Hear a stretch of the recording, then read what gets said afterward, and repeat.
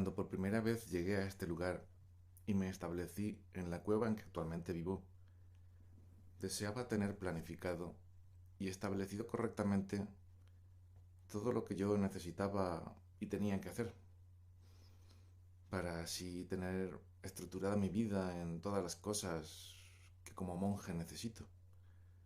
Y yo quería hacerlo todo correctamente, tanto si era rezar como si era comer, cualquier faena que tuviera establecida, deseaba hacerla con corrección y hacerla bien y planificada sin saltarme nada, sin faltar a ninguna de las cosas que yo tenía que hacer.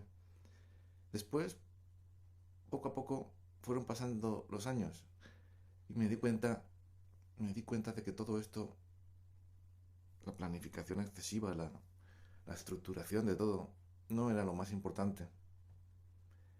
Yo me di cuenta que podía tener libertad interior,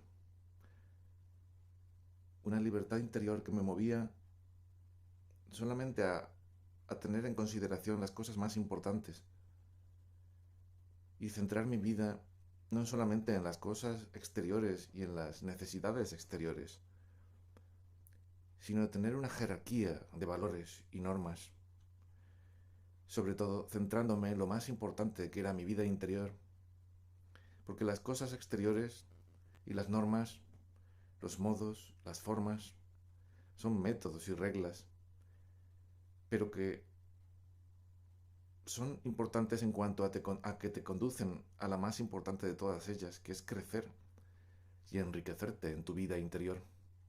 Sí, es cierto. Cuando llegas y te estableces por primera vez aquí, tú empleas todas tus energías y todos tus deseos y preocupaciones solo en lo que estás haciendo para realizarlo todo adecuadamente, con una perfección humana. Pero te olvidas muy frecuentemente de que aunque las cosas humanas hay que hacerlas bien, y es importante hacerlas bien, un exceso de preocupación por ellas tiende a aprisionar tu alma y a evitar que ésta, tu alma, descubra y se interese por cosas más elevadas. Es muy importante encontrar un equilibrio intermedio entre ambas cosas. Los medios exteriores son facilidades que tenemos al alcance de nuestra mano para conseguir otras metas como estas que he nombrado, que son más importantes. Te voy a contar un ejemplo que sucedió hace años en un monasterio de St. John Bishop, cuando los monjes que allí se habían establecido no poseían todavía una iglesia donde poder rezar. Como ya te digo, ellos no poseían una iglesia, pero sin embargo tenían una casa vacía en donde podían rezar. Como tal lugar estaba desolado, vacío, sin nada, y no era un lugar adecuado para llevar las prácticas y los rezos, ellos decidieron que el mejor modo de poder rezar allí a gusto era pintando toda la casa por dentro, pintándola, de modo que pareciera una iglesia de verdad. Y para llevar a cabo su objetivo, compraron unos tableros de plástico que se pueden pintar muy fácilmente, y forraron con ellos todas las paredes. Y pintaron esos plásticos con toda suerte de iconos, de figuras de santos, el Pantocrator, muy importante, la Virgen Santa María, muy importante, y multitud de santos, de modo que esos dibujos y esas pinturas que allí habían pintado en esos tableros de plástico les sirvieran para elevarse más en su espíritu y así poder rezar con más recogimiento. Cuando estaban dentro de esta iglesia, que no era tal iglesia, pero lo parecía después de haber sido pintada y decorada.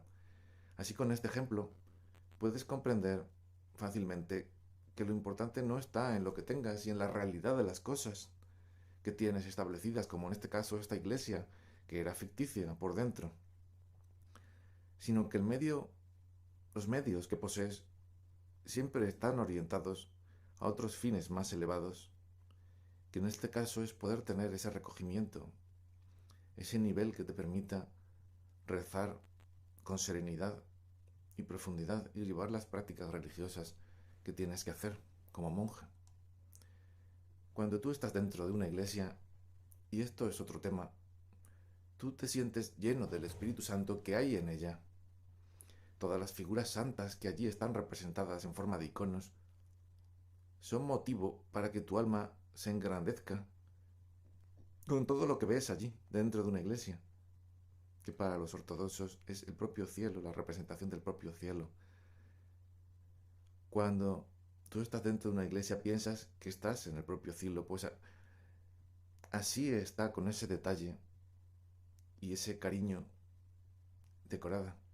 Luego, cuando sales de allí y te vas a, como es en nuestro caso, a este desierto, vacío y desolado, algo de lo que has encontrado allí en esa iglesia permanece también dentro de ti porque ha dejado una huella imborrable. Ahora me viene a la memoria algunas cosas que he leído en muchos libros que tenemos que hablan sobre nuestros antiguos padres. Ellos, los primeros monjes, abandonaron el mundo dejando atrás a sus familias y llevando solo consigo el peso de sus culpas y pecados que transportaban a sus espaldas. Estas culpas y arrepentimientos que ellos tenían les habían hecho abandonar el mundo y todo lo que conocían para vivir en una continua oscuridad y muchas veces sin saber si eran o no eran amados por Dios. Sus culpas y arrepentimientos les llevaban a sufrir por Dios, buscando el perdón de Dios a todas sus culpas y pecados, pero no sabían, sin embargo, si Dios les había o no perdonado. Y aunque ellos sabían que Dios es misericordioso y no dudaban que hubieran sido perdonados por la misericordia de Dios, sin embargo, se seguían sintiendo culpables y seguían deseando pagar sus culpas y resarcir sus pecados mediante ese sufrimiento y esas privaciones tenidas en este modo de su vida como ermitaños. Sí, eso es cierto. Estamos hablando del hecho mismo del arrepentimiento, el cual mueve a sufrir por Dios y al mismo tiempo Dios te llena de su amor. Es el amor que nosotros sentimos recibir al sentir que somos gratos a Dios por lo que estamos haciendo por Él. El arrepentimiento en sí mismo ya es una medida inicial de un amor incipiente hacia Dios, un amor que va creciendo y al mismo tiempo, mediante ese amor, se va curando esa herida y se cura por el propio dolor que sentimos por la misma. Y el amor va creciendo por ese sufrimiento que tenemos y fortificándose ese amor. El dolor de las culpas va menguando de este modo, en la medida y en el grado en que el amor que recibimos de Dios va creciendo. Qué curioso, ¿verdad? Sí, desde luego. Es maravilloso. Verás, el alma humana trata por todos los medios de reparar a Dios todas las faltas y pecados cometidos. Y al mismo tiempo Dios le devuelve en pago de sus esfuerzos y le hace sentir al alma que es amada por Dios. Esto es maravilloso, porque las personas se sienten queridas y amadas por Dios. Sí, hay una balanza o un equilibrio entre el esfuerzo que tú haces por Dios para pagar tus culpas y la justicia de Dios, de manera que con nuestro esfuerzo y trabajo nivelamos la balanza en favor de la justicia de Dios. Qué bonito es esto. Sí, ciertamente que es muy bonito, porque cuando obramos el bien, y ese bien lo obramos sin recibir a cambio un premio de nuestro Dios, y encima, además, hemos nivelado ya la balanza hacia Dios, todo cuanto supera esa balanza y se desplaza del lado de la justicia de Dios, significa un premio que Dios nos dará muy justamente, en pago de nuestro esfuerzo, porque Dios es justo, tiene un premio para el pago de nuestras buenas obras. Y Dios nunca puede dejar de pagar el bien que hagamos, ya que Dios es justicia, y nadie gana a Dios en su justicia y en su misericordia. Sí, pero pensemos también en un pequeño detalle, que es un detalle además muy grande y muy bonito. Dios, como has dicho, también es misericordia infinita, y en Él sobreabunda el amor. Dios es amor, y no debemos de pensar en Dios como un ser que es justiciero. La justicia de Dios es pagada mediante el amor que damos, porque Dios es amor. San Antonio decía lo siguiente, que es muy bonito. El verdadero amor destierra todo temor, porque se trata de un amor personal entre un padre y un hijo que somos nosotros. Y cuando dos se aman, el temor desaparece. Yo quería hablar ahora de otro tema, de cuando yo vivía en el mundo y en las ciudades. Y quiero resaltar que las personas que allí viven como yo vivía antes, en esas ciudades, circunscriben y hacen un modo de vida en torno a una familia, a unos hijos, a su mujer, a su marido, a unos familiares, tíos, sobrinos, cuñados, y a muchos cumplimientos sociales y laborales también, tales como trabajar y tener que guardar unas relaciones de cortesía con familiares próximos, con vecinos, con jefes, compañeros de trabajo.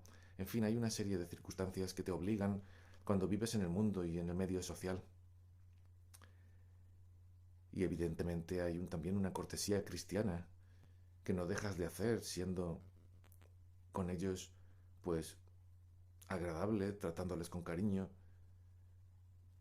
y, y cumpliendo con el amor de Dios hacia ellos. Pero yo quiero explicar algo cogiendo estas piedras. Cojo dos piedras, una la pongo a la derecha y otra a la izquierda. Aquí está Dios en una de estas piedras y en la otra, en el extremo contrario, estamos nosotros. Pero en el caso de las personas que viven en el mundo con tanto relación social, con tanto cumplimiento de deberes sociales, en el centro se interpone, entre estas dos piedras se interpone todas esas relaciones sociales, todos esos cumplimientos, todas esas obligaciones. Los monjes no tenemos.